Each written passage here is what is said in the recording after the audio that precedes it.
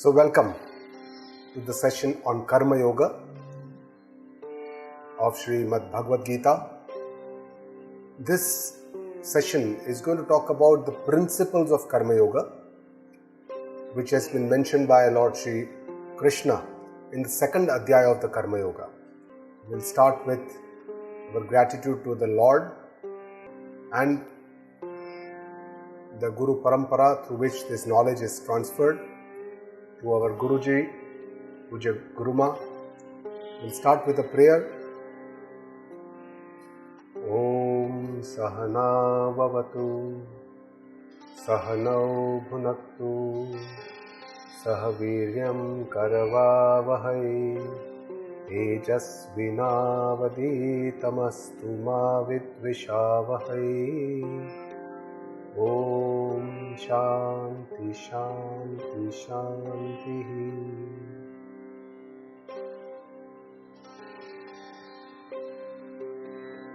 Srimad Bhagavad Gita, as you all know, is a dialogue between Sri Krishna and Arjuna in the midst of the battlefield of Kurukshetra in the Mahabharata war.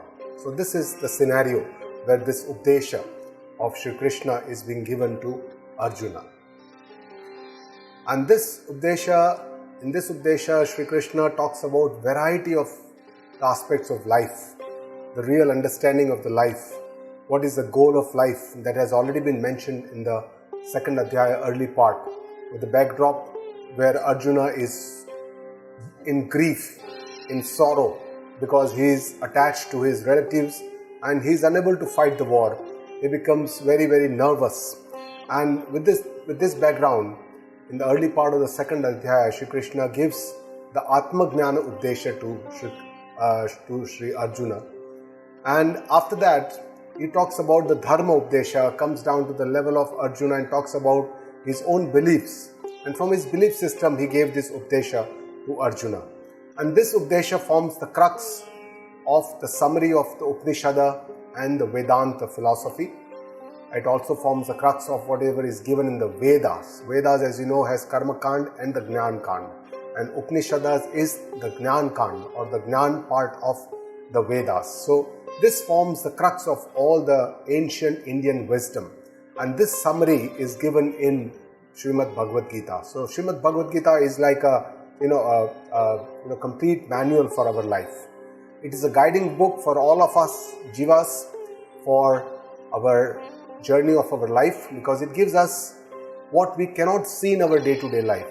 It gives us a very different perception of the way we can look at life, and it tells us what is the reality of the life and what is the illusion that we are all used to seeing. So these differences can be very clearly seen once we understand the teachings of Lord Krishna. And this is a religion-neutral book. It does not belong to any religion. It is for the mankind at large. So Srimad Bhagavad Gita is considered to be a Sampurna Granth, because in these 18 Adhyayas or the 18 chapters, Sri Krishna talks about all the three aspects of Jiva, Jagata and the Ishvara, the real understanding, what is the essence of all this, and also talks about the ways we can achieve this, the ultimate goal of our life by the use of how to make use of Karma Yoga, Bhakti Yoga, Gnana Yoga in our lifetime.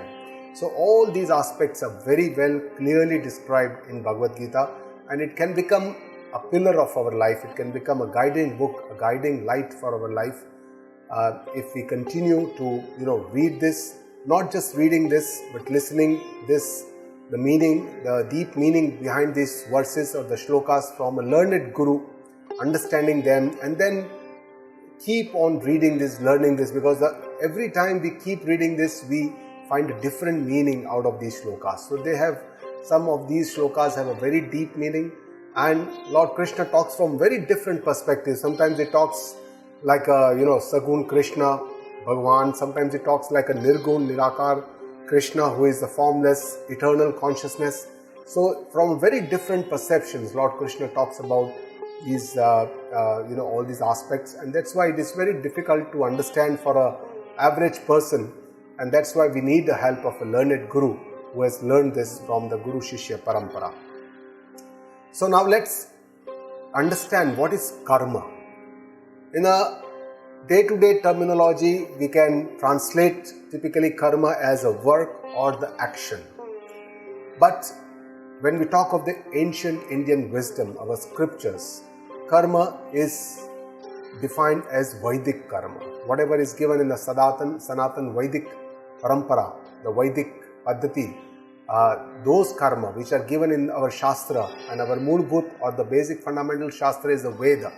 So whatever is given in the Veda as Vihita karma means something that we should do, we ought to do, which is good for us, which will take us to the, our benefit, our kalyan of the mankind. That is a Vihita karma. So this kind of karma are considered as karma according to our scriptures. And this karma are also called as dharma karma or as our kartavya karma, means that we do it as a form of our duty towards the Lord. Lord has given us this duty and we perform this duty with the best of our abilities. These karmas are also divided as kamya karma. Kamya means for which we have some desires to attain in our lifetime. I mean, we have a lot of desires. So all these are kamya karma. Then there are some nitya karma. Nitya karma are the ones which we should do every day, irrespective of whether we desire or not desire. And this was given in our ancient Indian parampara. But today this is not seen in most of the people. Then there are naimittika karma, which are based on certain occasions where we perform this karma, like the Shraddha, Tarpana, Puja, all these naimittika karma. And then prayashchitta karma. Prayashchitta karma are the karma done to take care of the sins or to wash off the sins. So these are the prayashchitta karma. So these are the 4 Vihita karmas described in the Vedas. And then Vedas also describe nishiddha karma.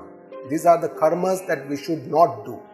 These are, according to Veda, these are nishedh. We should not be doing this karma.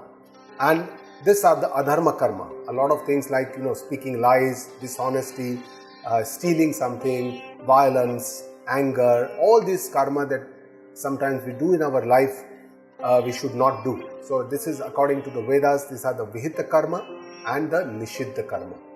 And our philosophy tells us that karma, as we understand karma or work or action is only physical. But according to our Shastra, karma is not just physical, but it is even mental and verbal. So it is said that karma is kaik is sharirik or physical. It is mansik is mental. That is, means the thoughts that also come in our mind is also part of karma. And it is vachik means words. If we hurt somebody by our words, that is also violence. So this is the depth of the understanding of our Shastras or our scriptures, which we need to understand. Because when we use the term karma just does not mean sharirik karma, does not just mean, but also means vachik and the manasik karma, and also means the Veda Vihita or the Veda Nishiddha karma. So that is the understanding of karma. Now let us understand some other words also. We also very commonly in our day-to-day life, when we say that we do karma or we do our work or we perform some action, we say that somebody is a karma yogi. Now what is a karma yogi? What is karma and what is karmatha? So these are some of the words that we need to understand. So just doing our routine work, our routine actions, our day-to-day living, like say we get up in the morning, we do, maybe we clean ourselves, we do toothbrush, we take bath, and then we go for our work, we read newspapers, and at work we do a lot of variety of different activities, we have discussions, we do a lot of projections and all these, and then we come back home, have our dinner, see television and go to bed. But these karmas or these actions is not karma yoga. Karma yoga is completely different. These are our kriya. This is like actions that we do. So these are not even considered as karma. So just even karma, all karma are not karma yoga, all kriya are not karma. Now somebody who is very busy, all the time is working right from the day, wakes up in the morning till the moment he goes to bed, he is busy doing a lot of activities, projects, lots of work, travels a lot. But this person who is a workaholic is not a karma yogi, he is a karmatha. So that is a word used for a person who is deeply involved in kriya or actions or work. He is not the person who is a karma yogi. Then the question is, who is the person who is a karma yogi, and what is karma yoga? So karma yoga essentially is the inner attitude that we have while we are doing our work or karma, and this action, this inner attitude is called karma yoga. And what is this inner attitude? And that is what all is being mentioned in the second adhyaya, some of the verses of the second adhyaya, and some of the verses. The entire third adhyaya is dedicated to karma yoga.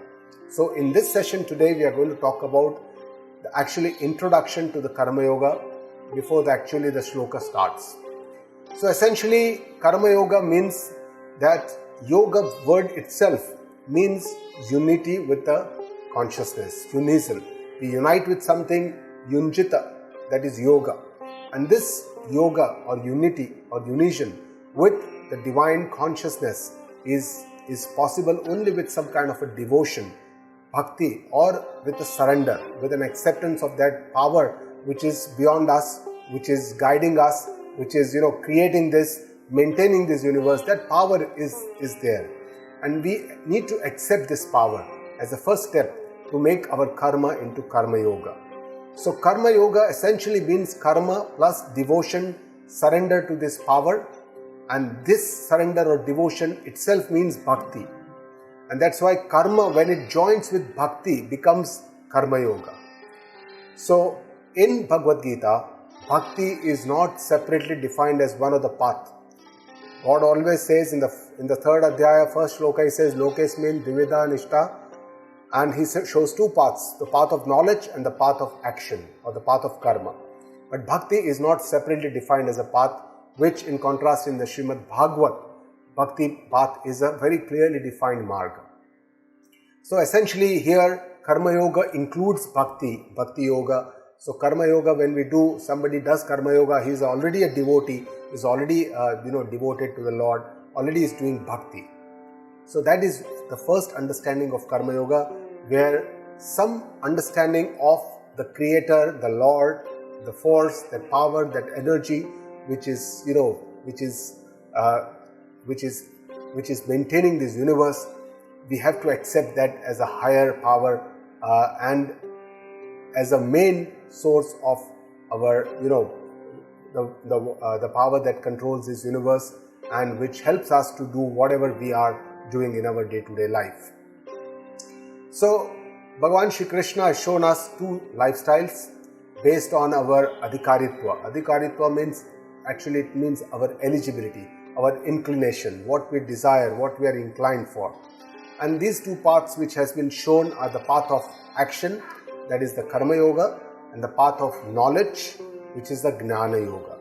Karma yoga, Lord always says that it is a safe path for most of the people, because we are all the time we are involved in work. And even in the third adhyaya, he says that nobody can remain without work for even a single moment. We all are always used to doing some other activity. And this is why we are all inclined towards our kriya, karma. And that's why karma yoga becomes a very safe path to attain our enlightenment. And that's why Lord says that this is the preferred path.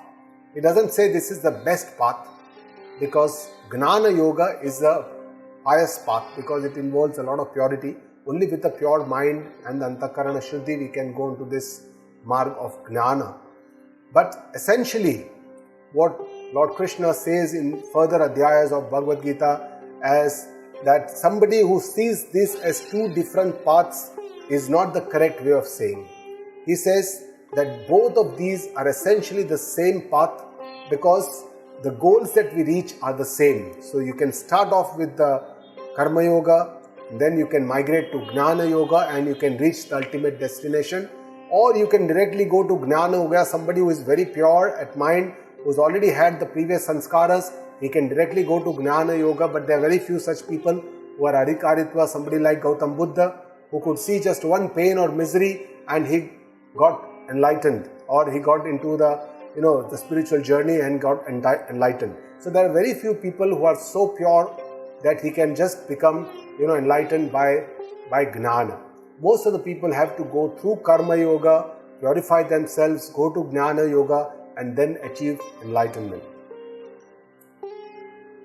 There are also described two paths for salvation. One is called the Pravrutti Marga or the Grahastha Marga. This is the householder's Marga, and the second is called the Nivrutti Marga.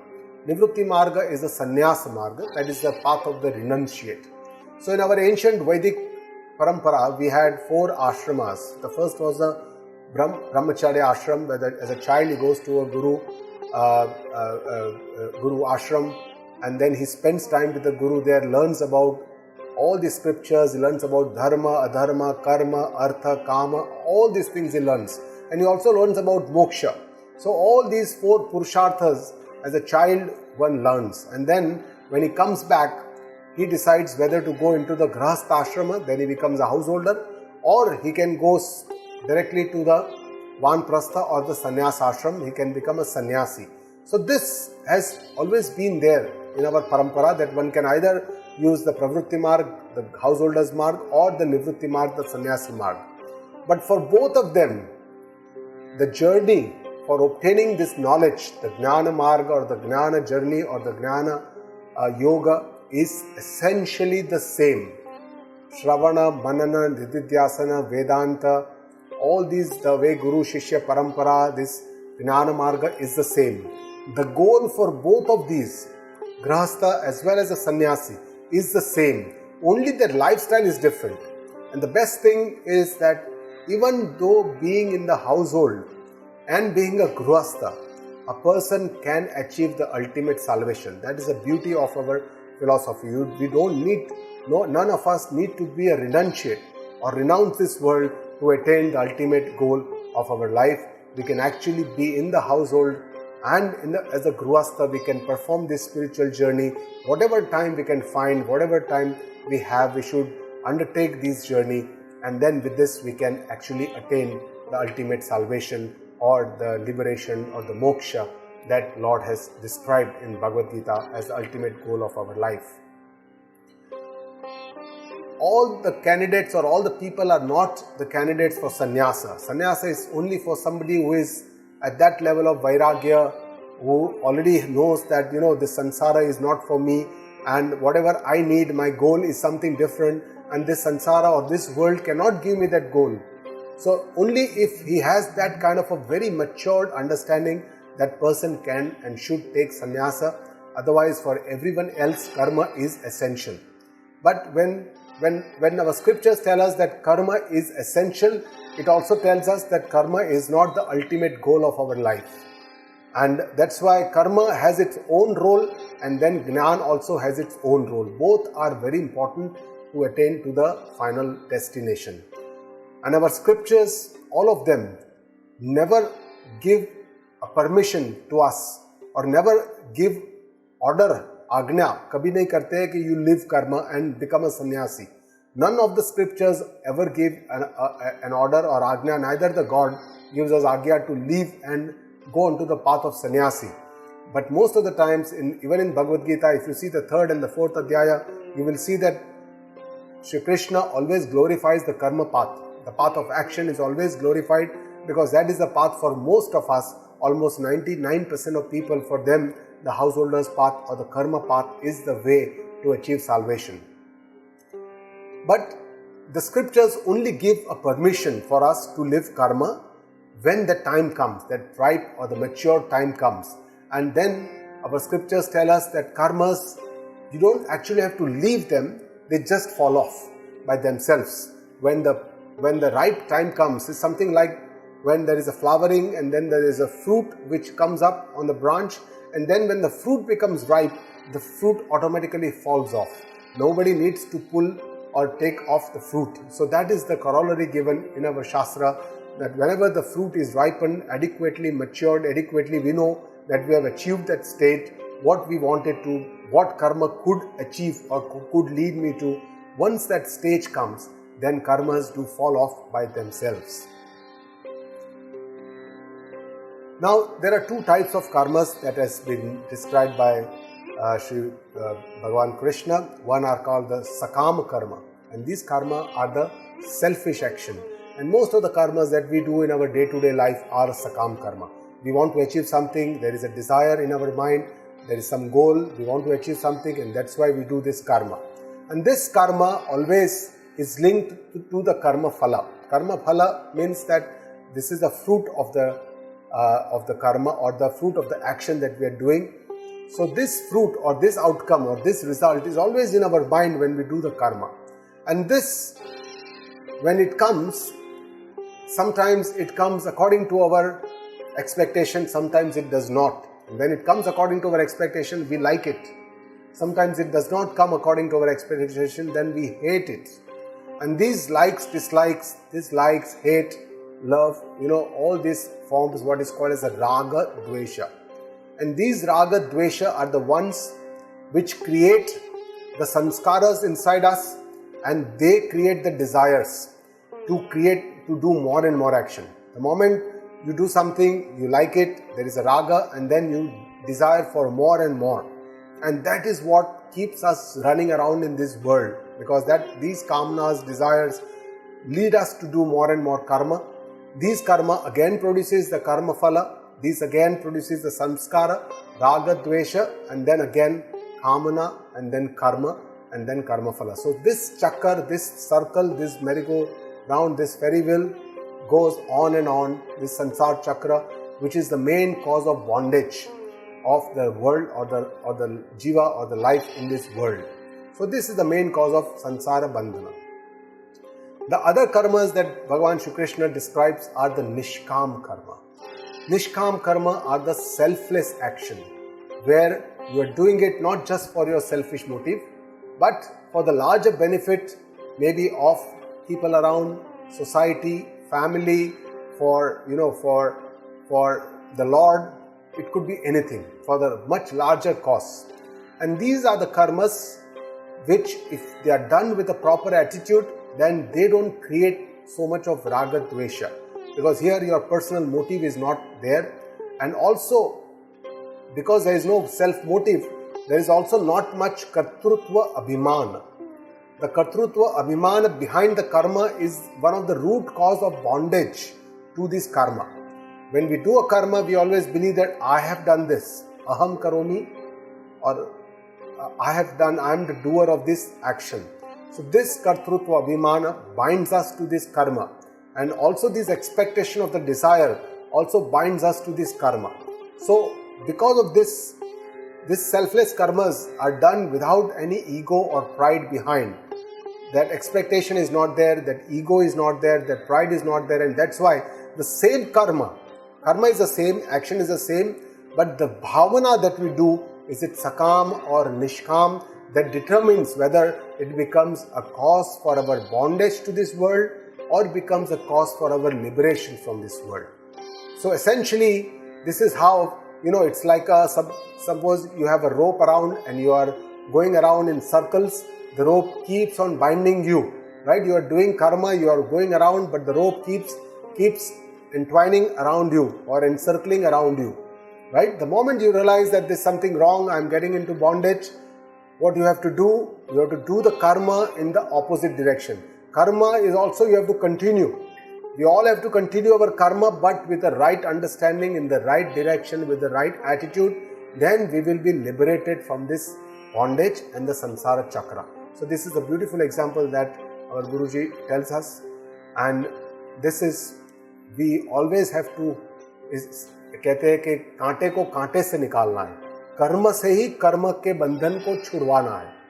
Means that when we are stuck up with a thorn somewhere, then only with a needle we have to remove the thorn. Similarly, जो कर्म का बंधन हुआ है, वो उसको कर्म से ही निकालना है.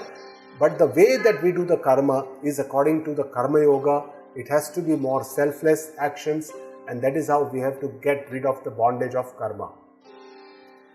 Our scriptures also tell us that there are 3 types of karma. The first type is the Adi Bhautika type. That means we are bonded to this world, to ourselves, our family, our society, the objects, the material objects around us. For all these, when we do karma, these karmas are called Adi Bhautika karma. The second type of karma is when we do something for the God. We do a lot of things like puja, path, nam, smarana, japa, tapa, all these yagna, all these which we have done for devatas or for pleasing the God. These are called adi daivik karma. And the third type of karma are called adhyatmik karma. These are spiritual karmas or exercises or spiritual journey that we do for our own Atma Kalyana. Reading Gita Ji, learning about Gita Ji, all this is for our own self-realization, for our own Atma Jnana, Atma Kalyana, for our own betterment of ourselves, not only for this life, for the other lives to come also. And that's why these are called Adhyatmik Karma. So this sadhana or the spiritual journey that the seeker seeks is the clarity or the goal must be very clear. Atma Jnana or the Atma Swarupa, or what we also call as the Atma, as we understand as the universal consciousness or the Atma. It is not just the individual consciousness, this is a universal consciousness. Atma does not mean that it is just within me. Actually, our body is within the Atma, it is within this universal consciousness. So Atma is Sarvavyapak, it is like also called Brahma, or this Atma Swarupa is something which is already there. This is not something that we have to achieve. This is already Siddha. This is already there. It is pervading everywhere. We have to know it. We have to understand it. We have to feel it. And we have to know it. So there is no way we can touch it, feel it. There is no way, because as Lord already has said, avyaktoyam, achintyoyam, avikaryoyam muchyate. This consciousness cannot be felt, cannot be seen, cannot be destroyed, cannot be changed. It is Nitya, Sarvagata, Sthanu, Achala, Sanatana. All this Atma Tattva Updesha already has been given. This Atma is something that we cannot see. It is a consciousness which we have to feel. Feel meaning we have to experience. And then only with this experience we can understand. It's only because we have to go within us, because it lies deep inside us. This consciousness, this awareness can be felt by us. It's our observer self, what observes all this is going around in this world. Whatever thoughts coming to us, whatever vrittis or feelings, emotions that are coming inside us, all this can be observed. And this observer is the consciousness, is the Atma. So Atma Tattva or Atma Swarupa is already Siddha. We don't have to reach, we don't have to go there, we don't have to achieve. This is already Prapta. This is already there. And we have to understand or know this. And knowing is also of two types. One is knowing is just by our, buddhi, knowledge. But then we have to assimilate this knowledge inside us so that it comes out in our day-to-day life. So this process is the most difficult part of the entire Adhyatmic journey. But it can be done definitely with the help of a learned guru, with the help of the Shastra, with the faith, Shraddha in the Guru, in the Shastra, and our own persistence, our own patience. A lot of patience is needed on this path. This path is not that, we can achieve something very quickly. We have to go very, very slowly, keep going constantly keep upgrading ourselves, reading, understanding, thinking about it, introspecting, what Shastras tell me, what is my understanding, what is the dichotomy between the two, and how can I resolve this. The second is the sadhya. What needs to be achieved? Sadhya, what is the goal? So sadhya is antakarana shuddhi, the purity of our heart, our mind, our inner self. This antakarana consists of 4 parts: mana, buddhi, chitta, ahankara. So this is the antakarana. Antakarana consists of these 4 parts. Essentially it is our mana, because all our sadhana is to be done with this mana. Sharira also is one of the vehicles to do our sadhana, no doubt.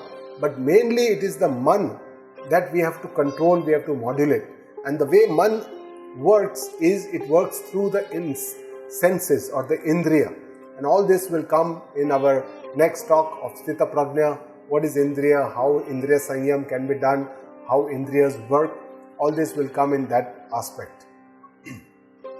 This sadhana that we perform, that adhyatmic sadhana or the spiritual journey, is something that a sadhak performs. He's a seeker who wants to understand his own self. He wants to understand the reality behind this world, behind this, behind this, who is God. All this we need to understand, and that's why we need to do this spiritual journey. And God has given us many sadhana. Sadhana means instruments or tools to achieve these goals. So sadhana are many, the tools are many, instruments are many, but the goal is only one. So karma yoga, bhakti yoga, jnana yoga, dhyana yoga, there are many tools, instruments, depending on the person's eligibility, depending on his liking, depending on his inclination, depending on the person's, what उनकी रुचि जो कहते हैं, उनकी रुचि के हिसाब से Guruji gives that particular sadhana. Somebody is interested in japa, then that kind of sadhana is given. So depending on the characteristics and the personality of the person, Guruji gives this kind of sadhana or that person to achieve this, to work or to progress on this path. So Karma Yoga as a subject matter is mainly on the sub-adhyayas 2 and adhyaya 3. In the second adhyaya, Bhagavan Shri Krishna talks about the fundamentals or the principles of Karma Yoga, basic understanding of what is Karma Yoga, the attitudes, the important shloka of Karmanye Vadikaraste is also in this second adhyaya.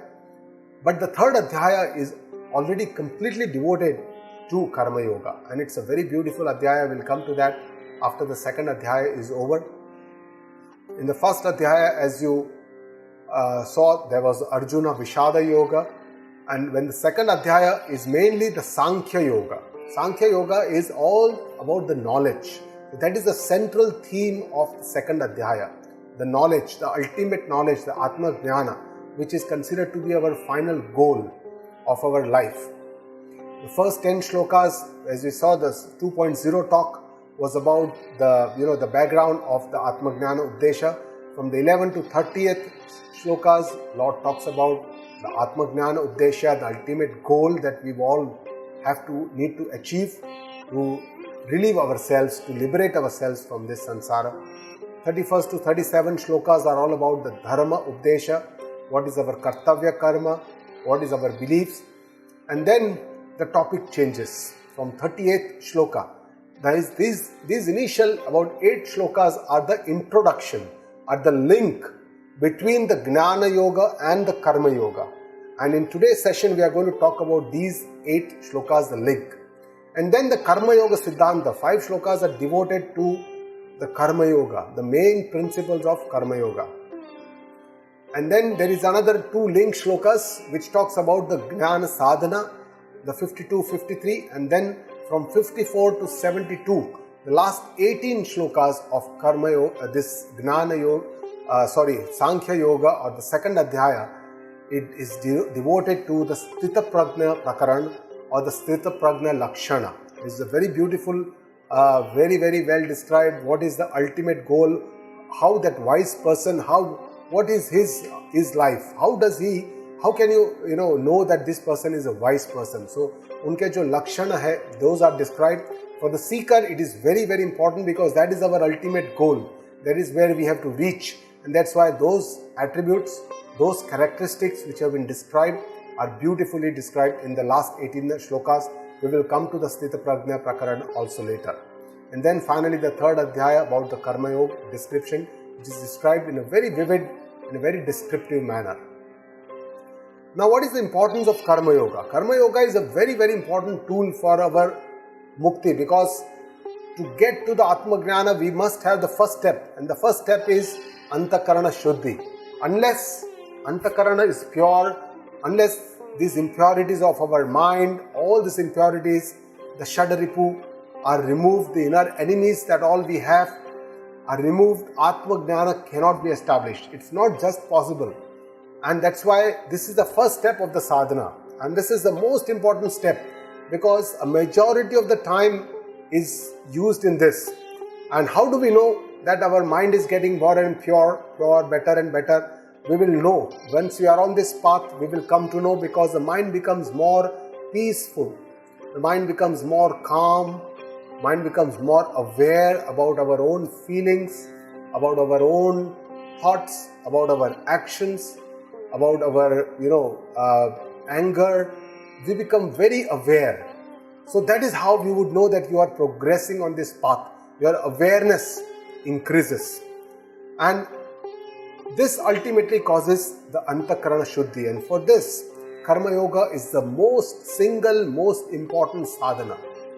Because there is no better sadhana. This is what our Guruji tells us, than Karma Yoga, than for Antakarana Shuddhi. So this is, and without purity, this kind of knowledge, Atma Gnana, is just impossible. Unless the mind is very calm, cool, quiet, only then we can do this Gnana sadhana. Without this mind, we cannot even do the sadhana. So that is considered to be the eligibility for the sadhana. Even for the Gnana sadhana, you need Antakarana Shuddhi. So that is the first part. So this journey from impurity to purity of our mind, this journey from ignorance to the light of knowledge, if you want to, go through this journey, Karma Yoga is the most important pillar for us. If we don't use this Karma Yoga in our life, everything is lost. We have wasted this life and we will not be able to achieve our goals. So let's start with these link shlokas from the Gnan to the Karma Yoga. This is the first shloka, shloka number 38. Sukha dukhe same krutva labha labhau jaya jayau tato yuddhaya yujjasva naivam papam avapsyasi. So here Lord Krishna says that we must develop some kind of a samatva bhav, equanimity, a balance, a poise, so that we take the pleasure and the pain, the success and the failure, labh, alabh, profit, loss, jay, ajay, success, failure, all in the same stride. And that's why he says, Arjuna, you must fight this battle, and if you do this, you won't get any sin, because this is your dharma, this is the right thing for you to do, and this is not going to give you papa. Because Arjuna already said that if I kill my own people, I will get a lot of papa. But here Lord Krishna tells him that if you do your dharma, you will not get any sin. And here this is the beginning of the Karma Yoga, because samatva as a bhavana is the most important first step to Karma Yoga. Unless we develop samatva bhav, we cannot go into Karma Yoga. So to get into Karma Yoga also we have to develop some kind of an equanimity, and we'll come to it how we can develop this samatva, how we can develop this. The next slok, Esha te bihita sankhye buddhi yoge tvimam shrunu buddhya yukto yaya partha karma bandham prahasyasi. So here, this is the change of the subject. From this shloka, Shri Krishna says, Arjuna, so far I have told you about the Gnana. And now I am going to talk to you about the Karma or the Yoga Marga. So he says, Partha, Arjuna, now you listen to this path of Karma or the Karma Yoga, Buddhir Yoge Tvimam Shunu, Buddhya Yukta Yaya Partha. And if you do your Karma or your actions with this attitude, with this buddhi, with this understanding of Karma Yoga, then you will be liberated from all this bondage of karma. So that is what Lord Krishna tells him, that Karma Yoga is one that is the liberating. We already saw that how our selfless actions can liberate us from karma, and this is what Shri Krishna tells Arjuna. Then in the 40th shloka he says, Neha bhikramana shosti pratyavayo na vidyate swalpam apyasya dharmasya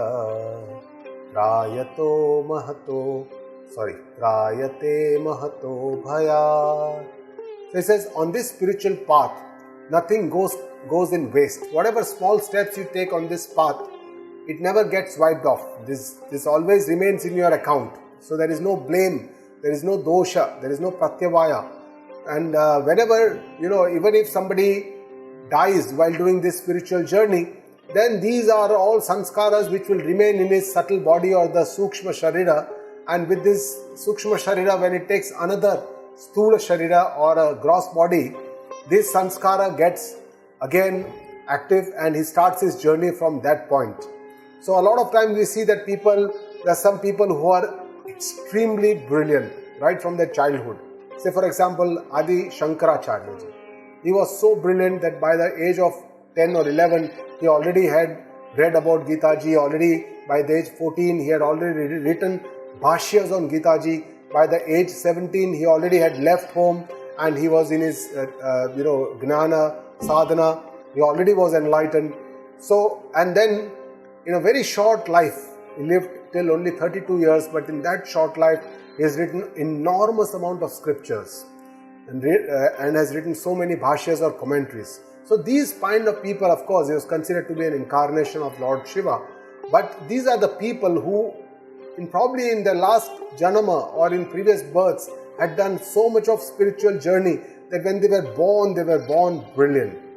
And they had to do very little to develop that enlightenment. So whatever you do on this path, nothing goes in waste. There is no blame. Whatever little you do with this dharma attitude, swalpam api dharmasya trayate mahato bhayat, means it liberates us from this great fear. And most of these fears are because of our desires, our expectations, our karma, our raga, dvesha, and all the limitations that we are bonded to. So these are this root cause of the fear. Of course, the root cause of the fear is ajnana or the Atma Swarupa ajnana, or the ajnana that we have, which has to be liberated or cleared by the Atma Swarupa jnana or Atma jnana. But when we go on to this path of karma yoga, we go on to nishkamata, we go on to samatva, and that gives us some kind of a relief, because it relieves us from these fears of all the past, future, our present, our family, our death, our disease. A lot of fears that we all have can be liberated by this, going on to this path. Vyavasayatmika buddhihi ekeha kuruk nandana bahushakhayanantascha buddhayo vyavasayinam. So here Lord talks what kind of intellect or buddhi we need to be on this spiritual path, on this karma yoga. So he says you need a vyavasayatmika buddhi. Vyavasayatmika buddhi means a one-pointed intellect which is focused on a goal, which already has a lakshya, has a goal, and we have to focus on this. Only with this we can walk on this path of karma yoga. If we do not have this kind of a determined intellect, we want to do a lot of things, there are a lot of discriminations, a lot of bheda, bhranti, a lot of different thinking, ye bhi karna hai, wo bhi karna hai, wo karna hai, a lot of all these avyavasayatmika buddhi, then this will not lead us anywhere, definitely not on this path of karma yoga. So he says vyavasayatmika buddhi is a drad nishchaya, firm resolve, and it can only be one. This helps us to set a particular goal in our life, and then we will use all the sadhanas that are available to us to reach this ultimate goal of our life. As we already have seen earlier, sadhya, goal is only one, sadhana are many, the ways to reach these are many, just like there are so many religions, so many sects, but ultimately where we have to reach all of us, that goal is one. And even within the one religion or one sect or one philosophy, there can be several ways to reach to that particular goal. And there are ways are many, but we have to keep walking. Charaiveti, charaiveti. And this is a very beautiful statement given, Shanaihi, Shanaihi Uparamet. Charaiveti means we have to keep walking. And this is what is our responsibility. This is our prerogative, this is our free will, whether to walk on this path or not, whether to keep walking or to stop in between, whether to keep walking on the right path or to deviate from our path or not while we go towards our goal. That is all up to us. And if we have that single point intellect where the goal is clear and whatever comes in between us and the goal looks impervious or flimsy, then this is called a vyavasayatmika buddhi, and that is what Lord Krishna says, that is what we should all strive for. And in the next shlokas he also talks about the person who does not have this vyavasayatmika buddhi, but people who have a avyavasayatmika buddhi. They have a multi-pointed, They don't have a goal, clear goal. Their ultimate goal in life is not there. So in these 3 shlokas, he talks about these people who are already in the bhoga. They don't want to do yoga. They don't want to get united with the God, but they are all interested in the bhoga or the sansara, because they believe yamimam pushpita vacham pravadantya vipaschitah vedavadarata partha nanyadastiti vadinah kamatmana swargapara janma karma phala pradam kriya vishesha bahulam भोगैश्वर्य गतिं प्रति भोगैश्वर्य प्रसक्तानां तयापयत चेतसां व्यवसायात्मिका बुद्धिः समाधौ न विधीयते. So it says yamimam pushpitam vacham. These are the people who talk very flowery. In our day-to-day life also we know there are so many people who talk very nicely, very flowery words, because they are all in this world. And pravadante vipaschita, they do not think. Avipaschita, they are aviveki. They are not the people who think too much. They think only little. They don't have proper viveka, the discriminative intellect that we need to clarify what is good, what is not good, what is good for me, what is not good for me, what is shreya, what is preya. Shreya means kalyankari, preya means what keeps me in this world. What is atma, what is anatma. That is ultimate vivek. The ultimate vivek is what is the Atma Tattva, or what is consciousness, what is not the consciousness. So this kind of viveka is missing from these people. And they always indulge in debate about the scriptures. Though they know a little bit, they would want to talk a lot, and that's why they debate on the scriptures. Vedavadarata partha nanyadastiti vadinah. There is nothing more in life. Just enjoy. They want to be in the sense pleasures. They just want to enjoy life, bhoga. And they feel that this is what is life all about. This is why we have been born.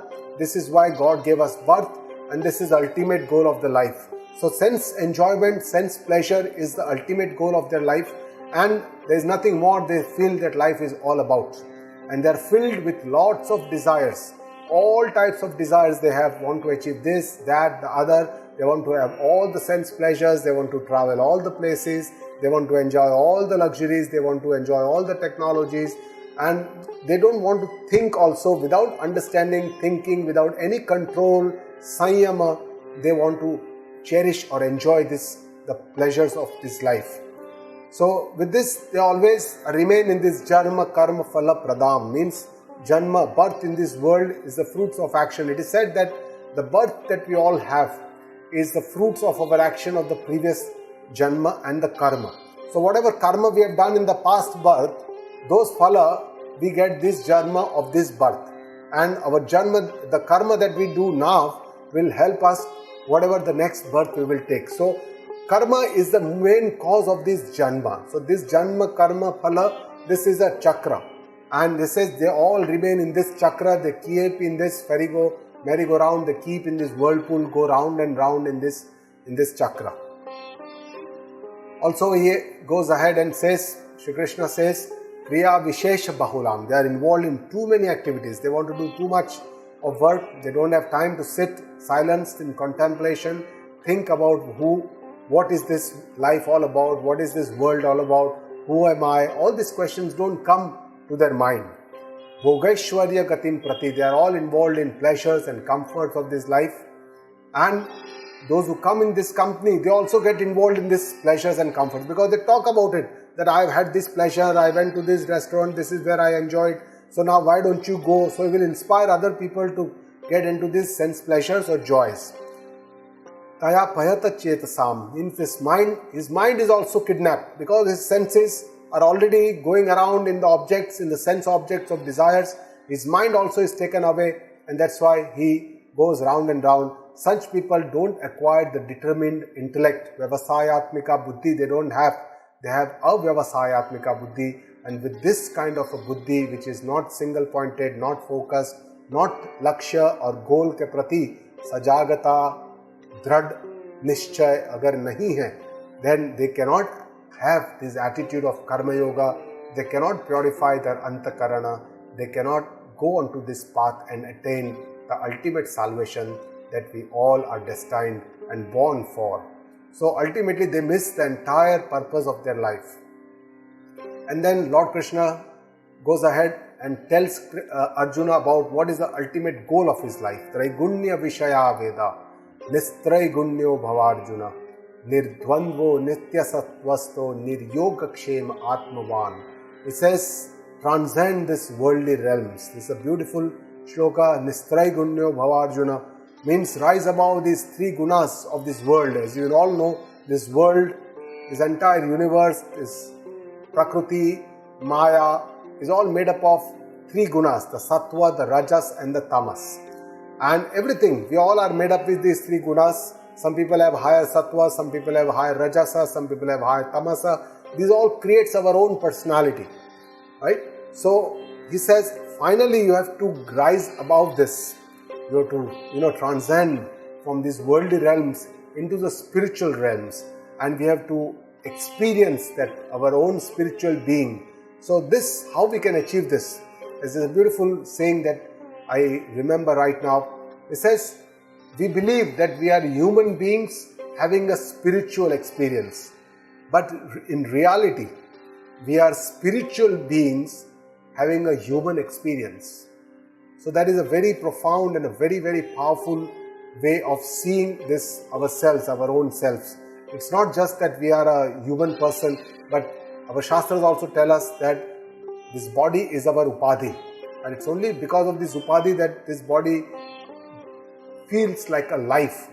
Life is already, that life force is the Chaitanya or the consciousness. But it appears in the body, and that's why the body lights up and looks like that I am alive. But that life force is the consciousness which, pervades all of us. Then he says, how can we rise above these three gunas? So Lord Krishna talks about four aspects here. One is Nirdvandvo Bhava. Dvandva means the dualities. And this world is full of dualities. The pleasure, the pain, the sukha, the dukkha, the mana, apamana, ninda, stuti, jaya, parajaya, success, failure. All these are the dualities. And one comes with the another. Both are the two sides of the same coin. That is the samsara. You cannot say that I just want sukha, I don't want dukkha. If you want sukha, dukkha will sometimes come and sparsh karega, definitely. Similarly, if you expect too much of praise from others, sometimes there will be people who will come and criticize you also. So all these are judva. They are all, they are all companions.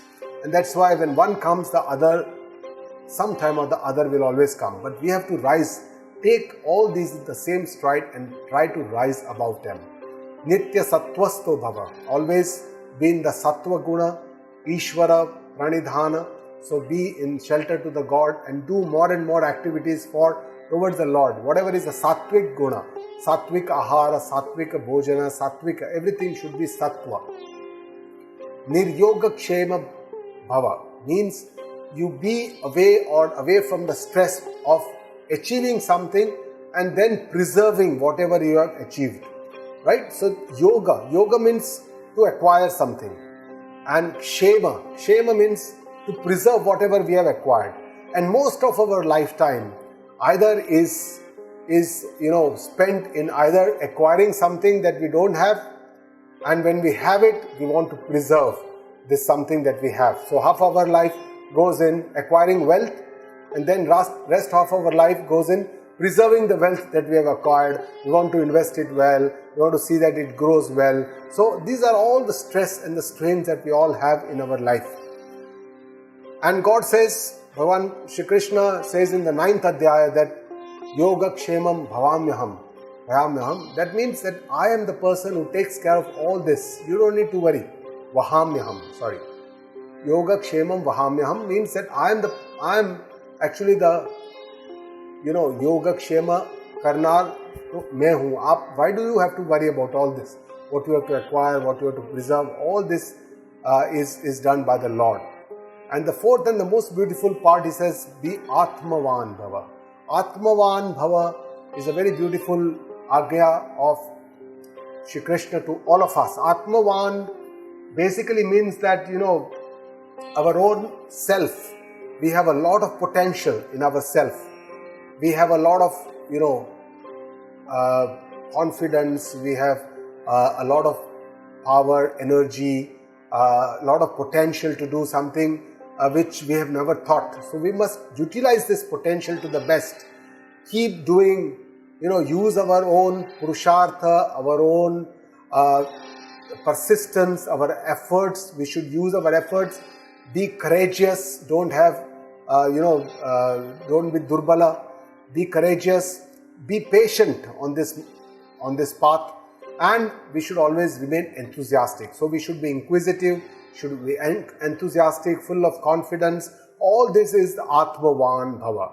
So it's a very beautiful Agya of Lord, and it's a very beautiful shloka. The 45th shloka of the second Adhyaya shows us the goal, the ultimate goal. And then Shri Krishna in this 46th shloka tells us that till what time karma is important to us.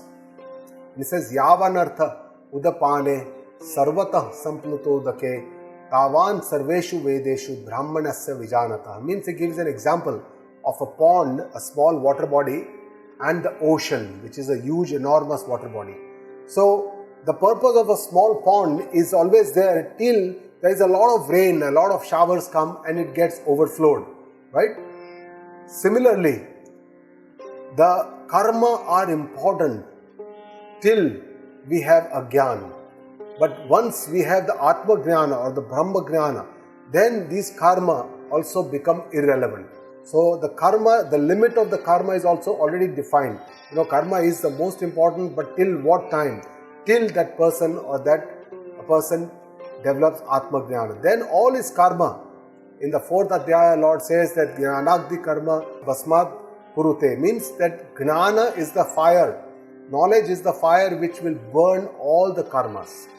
So this knowledge, once it is there, then all the Vihita karma, the Sanchita karma, the Prarabdha karma, the Agami karma, all these 4 types of karmas will be destroyed in the light of the knowledge. So with this, we come to the end of the first session, which was the introduction to the Karma Yoga. The Karma Yoga, as you know, the main principle starts from the 47th shloka, that is the Karmanya Vadika Raste Ma Phaleshu Kadachana. That is a Chatur Sutri shloka which has 4 sutras, and we will talk about all these attitudes of the Karma Yoga which Lord Krishna tells us are important for us to practice Karma Yoga. This is more like a prologue before actually getting onto the Karma Yoga. What we need to understand, it is the background of the Karma Yoga, and it is on this background that we can build and understand what are the attitudes, actual attitudes, understanding of the Karma Yoga, which we will see in the next session of the Karma Yoga, session 2. Thank you very much.